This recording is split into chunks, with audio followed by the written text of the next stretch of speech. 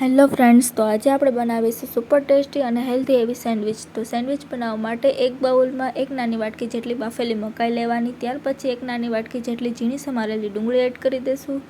ત્યાર પછી તેમાં ઝીણું સમારેલું 1 નંગ જેટલું લીલું મરચું ઉમેરી દઈશું અને એક નાની વાટકી જેટલું ઝીણી સમારેલું ટમેટું એડ કરી દઈશું અને એક નાની વાટકી જેટલું મેં અહીંયા આમળાને ઝીણી કટકી કરી અને લીધેલું છે.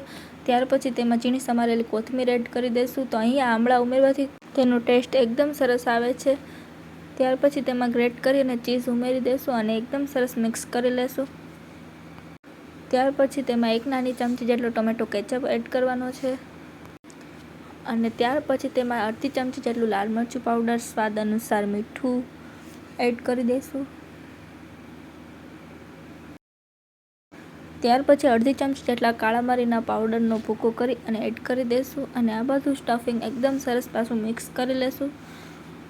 તો હવે આપણે બ્રેડ લઈ અને બ્રેડ ઉપર આ બધું સ્ટફિંગને સ્પ્રેડ કરી દઈશું અને તવા ઉપર તેને એકદમ ક્રિસ્પી થાય ત્યાં સુધી આપણે તેને શેકી લેવાનો છે. તો મેં અહીંયા ઓલરેડી તવાને એકદમ ગરમ કરી લીધો છે. ત્યાર પછી બ્રેડ ઉપર થોડીક સેવથી ગાર્નિશ કરી લેશું. તો તવો એકદમ સરસ ગરમ થઈ ગયો છે. તો હવે આપણે તેને એકદમ ક્રિસ્પી થાય ત્યાં સુધી આપણે તેને શેકી લેશું. તો શેકવા માટે મેં અહીંયા ઓઇલનો ઉપયોગ કર્યો છે. તમે બટરનો પણ ઉપયોગ કરી શકો છો.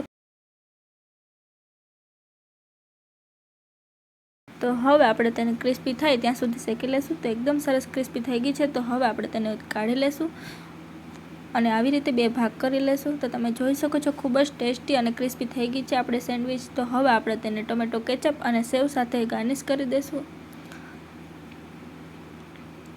તો આવી જ અવનવી રેસીપી જોવા માટે મારી ચેનલને સબસ્ક્રાઈબ કરજો. Thanks for watching.